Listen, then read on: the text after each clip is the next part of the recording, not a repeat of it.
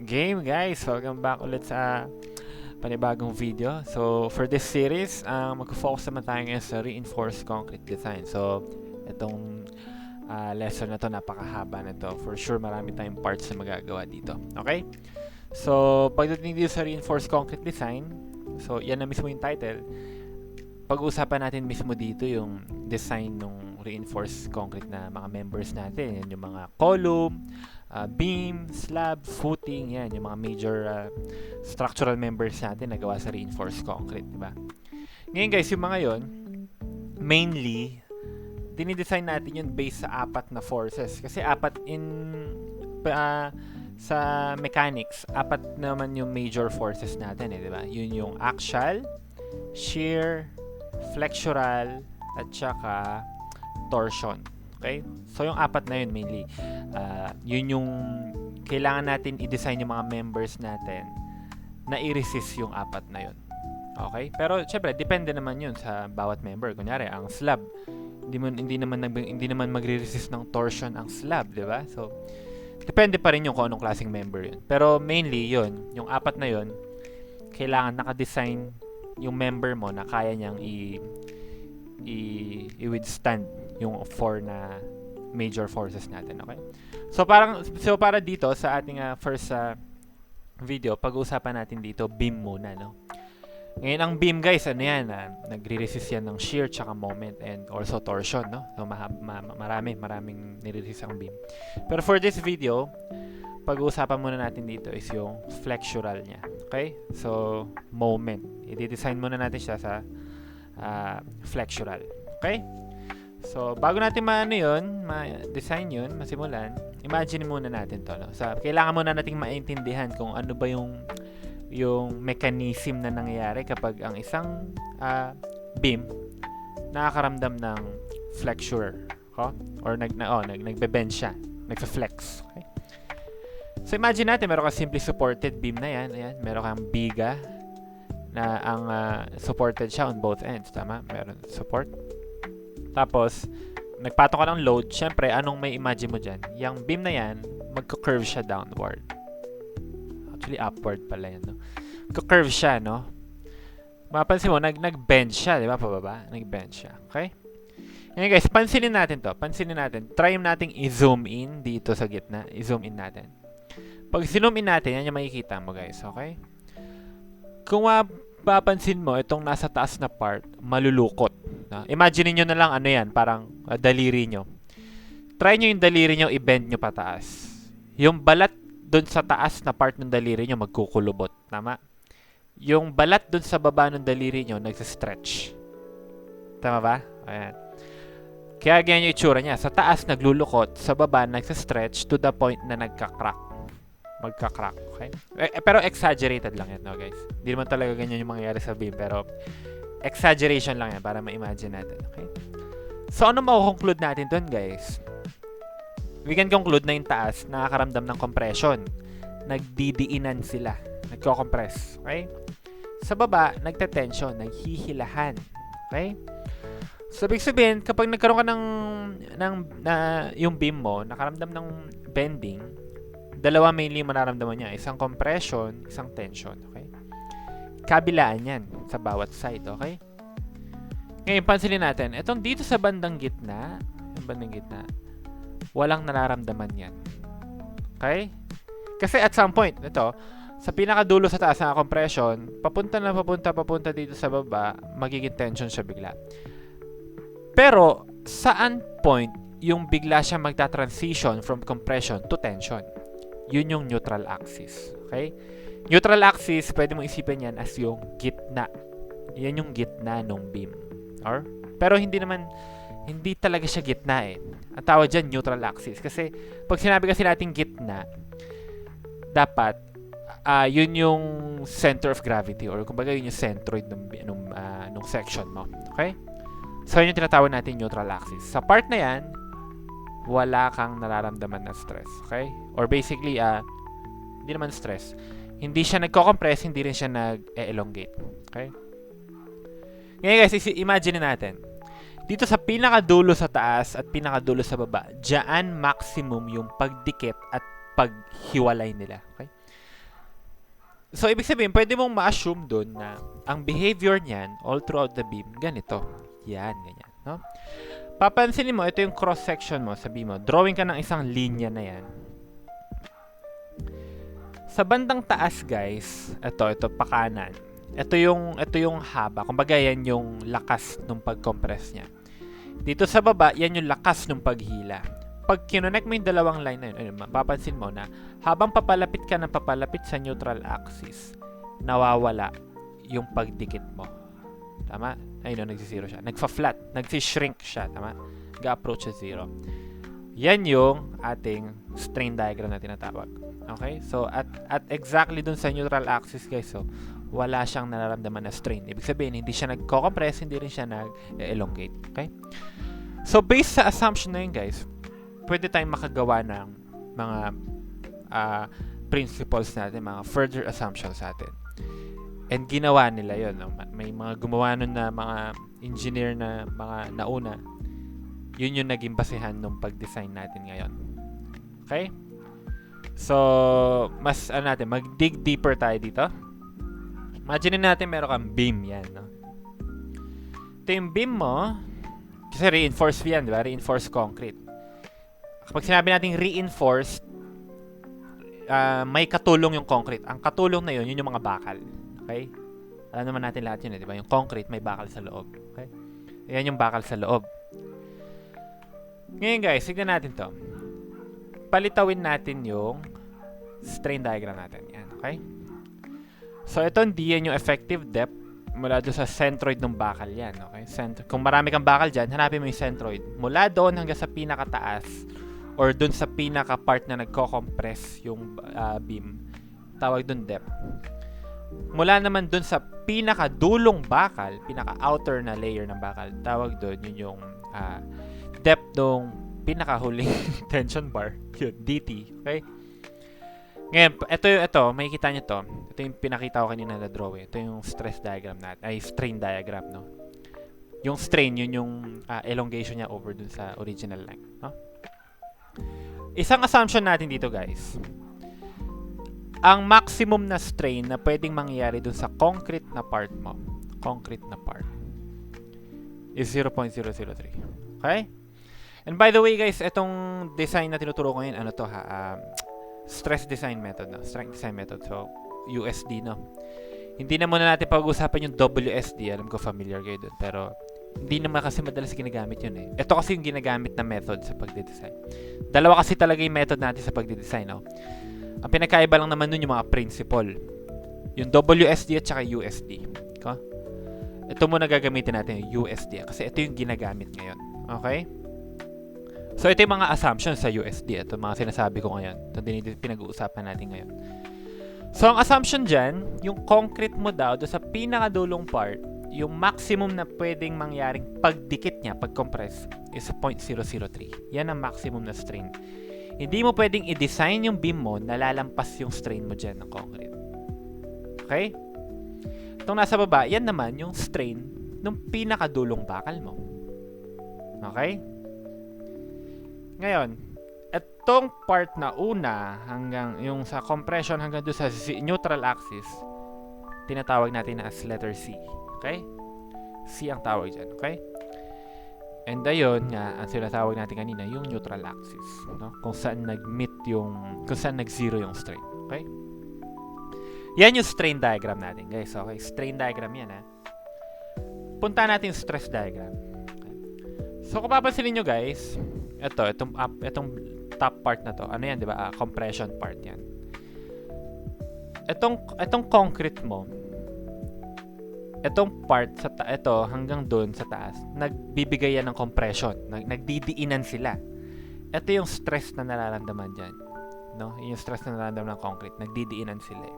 Hindi rectangle yan, ha? Hindi natin alam ano yan, parang parabolic na ewan. Okay? Sa baba naman, syempre, kung ano mapapansin nyo, ba't nawala yung concrete dito sa tension?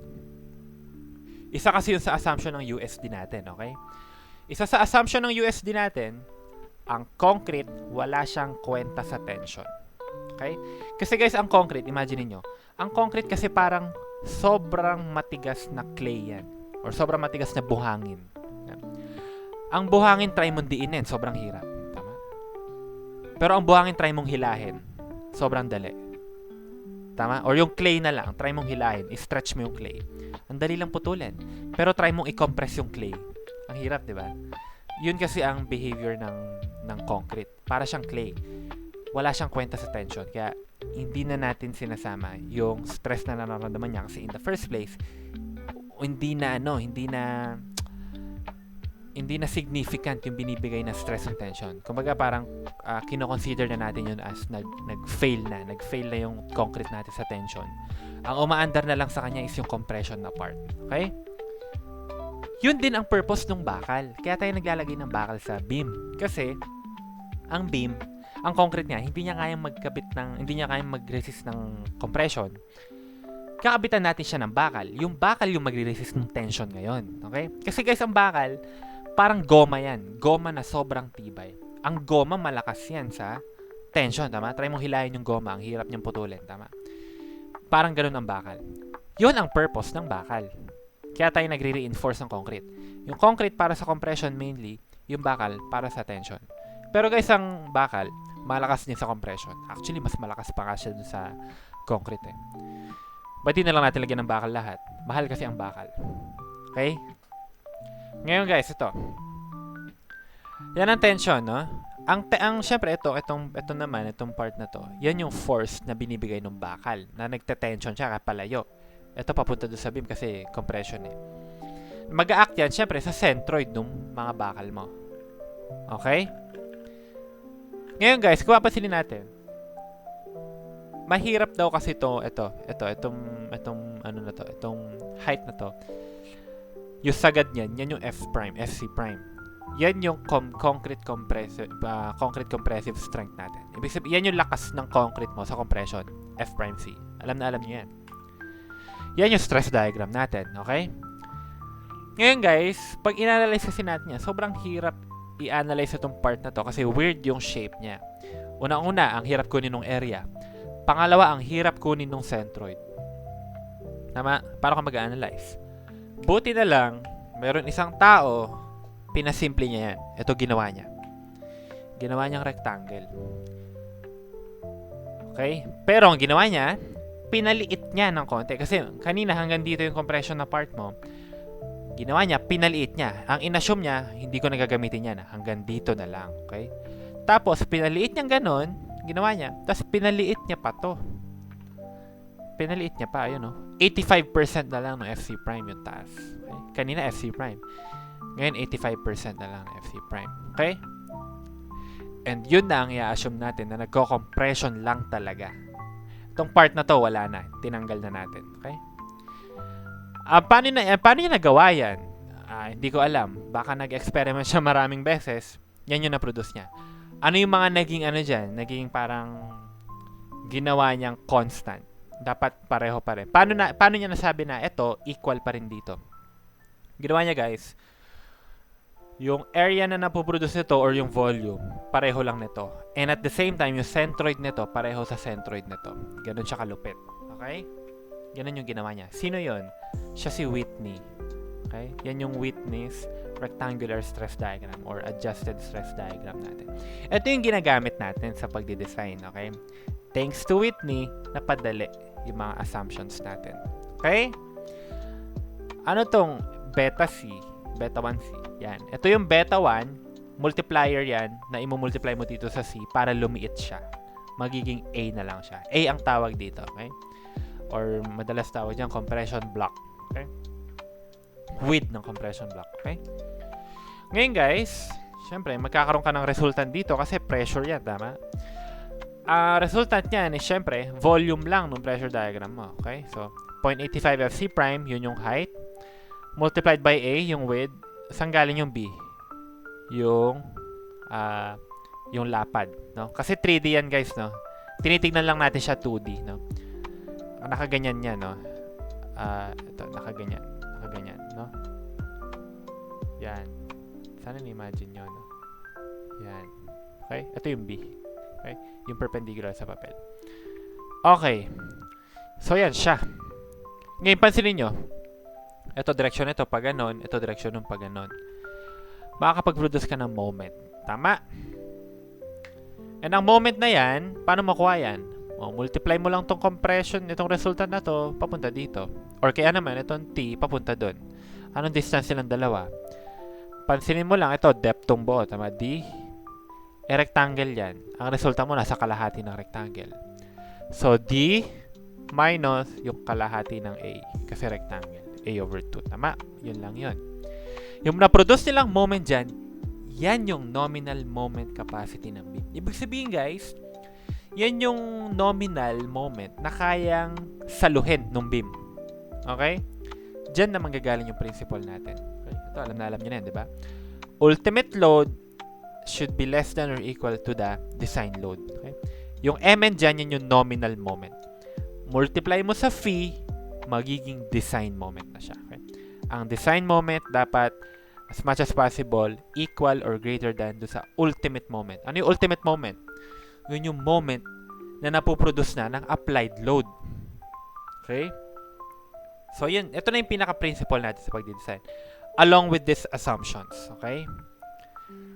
Ngayon, meron tayong mga kaunting kailangan tandaan na mga values na binigay ng ating code NSCP 2015, no? Siyempre, dahil nga nagde-design tayo, guys, kapag nagde-design tayo, meron tayong sinusunod na mga standards. Sa atin, as engineers, yung standards natin, NSCP 2015. Dito sa Pilipinas, okay? Una, yung value daw ng beta 1. Ito daw ang value ng beta 1. Ang value ng beta 1 mo, magre-range lang yan from 0.65 to 0.85. Hindi ka pwedeng bumaba, hindi ka pwedeng lumampas. Paano mo malaman kung nasa gitna ka? Ito yung formula pag nasa gitna. Okay? Ito kasi talagang formula ng beta 1. Okay? 0.85 minus FC prime minus 28 over 140. Again, yung makuha mo dyan, hindi pwedeng lumiit sa 0.65, hindi rin pwedeng lumaki sa 0.85. Okay? Okay, yun na. Tandaan nyo lang yan. Ito, tandaan nyo lang itong formula na yan. And yung limit. Okay? Next. Fs. Okay? Ano yung Fs niyan? Ito yun, no? Diba? Diba ang force ng tension steel natin equal dapat yan sa area multiplied by stress. Okay? Ang Fs yun yung stress. Okay? Okay guys, isa pang assumption natin dito sa pag-design. Okay? Ang stress ng bakal mo hindi pwedeng lumampas ng Fy. Kasi yung Fy yun yung yield strength ng bakal. Ibig sabihin, kapag na-reach ng bakal yung strength na yun, yung Fy, yung yield strength, mag-yield na yung bakal. Ibig sabihin, ano siya, parang, ang tawag doon? Parang, marireach niya yung limit niya. Marireach niya yung initial limit niya. Okay? Yun yung yield strength, yung initial limit niya. Meron pa kasi tayong tinatawag na ultimate strength. Iba yun, no? Yung yield strength, pag na-reach niya yung yield strength niya, magsa-start siyang mag-deform. Okay? Meron siyang kaunting space para mag-deform. Okay? So, yun yung yield strength. Sabi ng code, huwag kang lalampas sa yield strength. Dapat ang stress na bakal na mararamdaman mo is yung yield strength lang. Okay? Sa pagkuha yun ng moment capacity. Okay? Ng nominal moment. Okay? Sa pagkuha ng nominal moment natin, ang ituturing lang natin na strength ng bakal is yung yield strength. If ever man lumampas yung stress na na-compute mo. Okay? Another one. Yung steel ratio. To, gamit na gamit to. Ang steel ratio, mula sa pangalan niya, steel ratio. Ratio yan nung steel, area ng steel, sa area ng effective concrete area. Okay? Area ng steel, AS over BD. Ano yung BD? B times D. Yan yung effective concrete area. Ba't siya tinawag na effective concrete area? Kasi, ito lang naman yung mula sa extreme, pinaka-compression na part, and pinaka-tension na part. Bakit hindi sinama tong baba? Kasi nga, di ba again, sabi natin, ang concrete walang kwenta sa tension. So, hindi mo na consider to nasa baba, itong concrete sa baba. Ang pinaka-outermost, ang outermost na magre-resist ng tension is yung bakal mo na mismo, yung centroid ng bakal. Kaya siya yun, B times D, okay? And meron din tayong minimum na area ng bakal na binigay ng code. Ibig sabihin nun, yung makompute mong bakal, kapag bumaba dyan, hindi mo pwedeng gamitin yon. Ang gamitin mo, yung minimum na binigay ko. Okay? Ang NSCP 2015, binigyan ka niya ng limit na minimum, okay? Ibig sabihin, kapag bumaba yung na-compute mo dyan, ito pa rin ang gagamitin mo minimum, okay? Hindi ka pwede lumampas dyan. Limits yung mga yan, okay? Okay, next. Pag-usapan naman natin yung fee, value ng fee, okay? Also, dito na rin natin makikita yung pinaka-concept na to ng lahat ng to sa pag-design ng beam sa flexural design sa moment. And also guys, itong tinuturo ngayon SRB to, no? SRB ibig sabihin singly reinforced beam. Pag sinabi natin singly reinforced beam, isang side lang nung beam yung may bakal. In reality kasi guys, in real life, ang beam may bakal yan, taas at baba. Pero sa theory, may mga times na hindi mo naman kailangan ng bakal sa taas. Pero syempre in real life, magkakabit ka pa rin. Bakit ka magkakabit pa rin? Para may hawakan yung stirrups. Tama. Okay? Pero saka na yun. Focus muna tayo singly reinforced beam. Okay? So ito yung mga assumption natin singly reinforced beam. Okay? Ito mga tinuturo natin lahat ngayon. Ngayon itong fee, pansinin nyo. Sabi niya, magre-range daw yan from 0.65 to 0.90. Depending dun sa value no FS na makompute mo. Okay? FS pala to, hindi FY, no? FS, okay? Depende yan sa value ng FS na makuha mo, okay? Ngayon guys, pansinin nyo to. Ito yung graph niyan eh. Ito yung graph, oh. Ayun, oh. Itong unang part na to, tawag dyan compression control, okay? Ibig sabihin, kapag yung FS mo, ito value ng FS, diba? Kapag ang value ng FS mo, bumaba sa FY. Ayan. Kasi itong part na to, yan ay FY eh. Ito na yung FY. Itong part na to, yan ay 1,000. Okay? Eh, pag nandito FY, paano kapag nandito ka banda? Ito, nandito ka banda. Ibig sabihin yung FS mo, sumababa sa FY. Ibig sabihin yung bakal mo, hindi nag-yield. Ang ibig sabihin nung guys, ang bakal mo, hindi pa nag-yield. Yung concrete mo, na-reach na niya yung maximum na tension niya, na strain. Ibig sabihin, sino unang babagsak? Unang babagsak yung concrete. Kaya siya tinawag na compression controlled. Kasi una mag-fail yung compression na part. Next naman is yung transition zone. So, ang transition zone naman, in between yan ng FY, yung FS mo kapag na-compute mo is between FY and 1,000. Okay? So, itong in between dyan, ibig sabihin yung stress mo dyan, nasa pagitan ng minimum natin na value ng yield ng bakal mo, na strain ng bakal, papunta doon sa maximum na stress ng bakal or strain ng bakal. Okay? Yan yung tinatawag natin na transition zone. And at this point, guys, magsa-start na mag-interpolate mag-increase yung value ng phi mo. Okay? And mula doon sa pinakadulo, yun yung tinatawag nating tension control. Bakit, guys? At this point, guys, pag na-reach mo to at this point, ang stress ng bakal mo 1,000 na. Okay? Ang sabi kasi in theory kasi, ang stress ng bakal hanggang 1,000 lang, no? Ay hindi naman ang strain ng bakal. Ang strain ng bakal kapag nag 0.005 na or kapag kinonvert mo yung sa stress, equivalent nun 1,000 MPa. Kapag ang bakal nakaramdam siya ng 1,000 MPa, yun na yung tinuturing nating tension control. Ibig sabihin, sure ball na ang unang mag-fail talaga dyan, yung bakal. Kadalasan guys, dito natin dinidesign lahat ng beams natin, dito sa area na to. Never tayo magdidesign ng beam na compression controlled at nandito. Okay? Bakit? Bakit ganon? Okay? Ito yung principle natin dyan. Bakit gusto nating mag-fail muna yung bakal bago yung concrete? Bakit ang sinasagad natin yung strain na to? Bakit hindi muna to? Ganito kasi yan. Okay? Pag kasi ang concrete nag-fail, guys, super sudden. Brittle siya. Okay? Try mong i-break yung na-try nyo na peanut brittle na lang. Peanut brittle. Try mo i-crack yung peanut brittle. Biglaan siya, di ba? Biglaan. Yung bakal, kapag nag-fail, try mong hilahin yung goma, pigtasin mo yung goma. Kapag ang goma hinila mo, hindi siya agad mapipigtas. Kung mapapansin mo, magsa-stretch pa siya ng konti, tas mamumuti, tas ninipis, tas tsaka siya magfa-fail. Tama? Ganun ang failure ng bakal. In short, matagal. May proseso yung failure ng bakal. Meron siyang dinadaanan na process na matagal. Compared sa process ng concrete na failure na biglaan. In real life, guys, kung mag-fail man yung beam, ang gusto nating una mag-fail yung bakal para ang failure ng beam mabagal. Okay? Kasi ang failure ng bakal mabagal. Susunod yung beam sa kanya. Hindi naman pwede mag-fail yung concrete. Kasi hindi pa naman nare-reach ng concrete yung failure niya eh. Ang nakakapag-reach pa lang yung bakal. So, mabagal. Yung bagal na yun, if ever man may tao na nakakakita ng beam, makikita niya na unti-unting nagbe-bend yung beam. Dahil yun sa ductile properties ng bakal mo. Yung pagiging goma niya.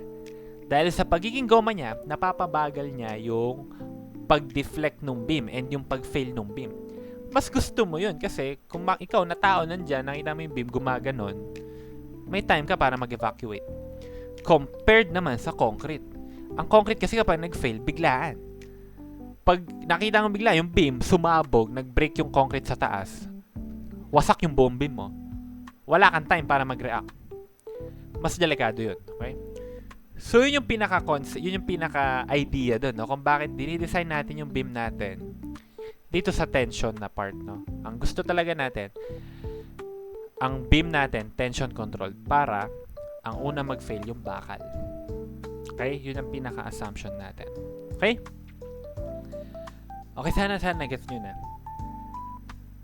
Ngayon, meron tayong tinatawag na balance condition. At this point, di ba sabi natin, at this point, yan yung, ang Fs mo, ang stress ng bakal mo, equal na sa Fy. Pansinin mo guys, kung ang stress ng bakal mo equal na sa Fy, ibig sabihin at this point, nagfe-fail na yung bakal and at the same time, nagfe-fail din yung concrete. Yun ang balance condition. Ibig sabihin, sabay nagfe-fail yung concrete. Sabay nagfe-fail yung concrete and yung bakal. Okay? Tinatawag natin yun as balance condition. Okay? And sa part na yan, considered pa rin yan as compression control. Okay? And again, ayaw natin yan sa beam, no? Hindi natin dinidesign yung beam as balance condition. Okay? Ang gusto natin, doon tayo sa tension control. Okay? So, pag-usapan natin yung tension control, no? Sa tension control dito, guys, mga shortcut na to. Pwede mong i-derive yan. Kayang-kaya mo i-derive yan. Lagay mo lang na strain dito is yung equivalent na strain ng bakal kapag 1000 MPa siya. Okay? Kayang-kaya yan. Ngayon, bakit siya 3/8 daw yung DT? No, ang C mo daw is 3/8 ng DT. DT hindi D. Okay? DT. Pinakadulong tension na layer ng bakal. Okay? Pero sa NSCP guys, ina-allow niya tayo na lumaki pa ng konti yung concrete mo. Ginagawan 3/7. Yan ang sinasabi ng NSCP 2015. Pero guys, sa design, madalas ang turo, kapag niti-design daw ng beam, ito ang gamit. Walang nagsabi nun, no? Ang nagsasabi lang madalas nun, yung mga review center. Bakit? Kasi sabi nila, yung examiner daw, ito yung ginagamit lagi sa pagde-design. Pero in reality, sabi ng code, ito code mismo nagsabi, ito maximum na pwede mong gamitin. So, kung gusto mong i-design yung beam mo na sagarin mo, yung sagarin mo siya, pwede mo gamitin yan, 3/7. Okay, walang pipigil sa'yo. Nasa code yan. Okay? Matagal na ano to na misconception to na sinasabi, ang 3/8 gamit sa design, 3/7 gamit sa analysis. Hindi. Walang ganun. Pwede mong gamitin sa pareho yan. Nagiging suggested lang kasi na kapag nagdi-design, ito gamitin mo tension control na C. Okay? 3/8 na DT. Kasi at this point daw, tension control ang bakal, ang beam mo. Nagkataon lang kasi na yun yung gusto natin. Yun yung ideal na design ng beam. Pero that doesn't mean na yan dapat yung gamitin mo. Pwede naman ito. Sabi naman ng NSCP yan Pero syempre, personal judgment mo na yung bilang engineer, di ba? Ngayon, pansinin natin, no? Ano bang pinagkaiba niyan pag 3/8 or 3/7 ginamit ko? Pansinin natin to guys. Punta tayo sa strain, no? Kasi nandiyan yung CM. Kung pansinin mo, yung strain mo, sinagad mo. Kasi kapag ang strain mo, di ba, tumataas, mas nagigild yung bakal, no? Ngayon, isagad natin yung strain natin up to the point na magta-tension control yung bakal. Anong napansin nyo sa C? Lumiit, tama? Lumiit yung C. Yan yung 3/8 dt. No? Tension controlled na C. Okay? CTC.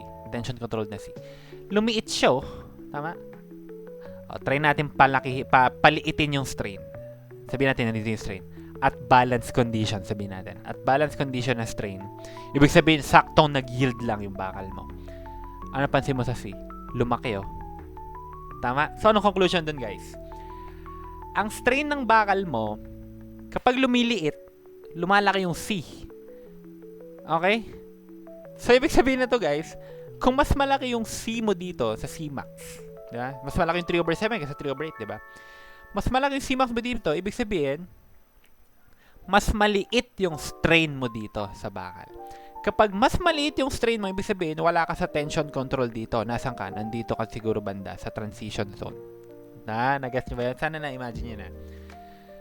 Yun yung hindi madalas sinasabi sa review center, no? Madalas hindi na nila sinasabi ng 3/7 na to. Kasi nga, hindi naman daw ginagamit yun ng examiner sa board exam. Ito yung ginagamit.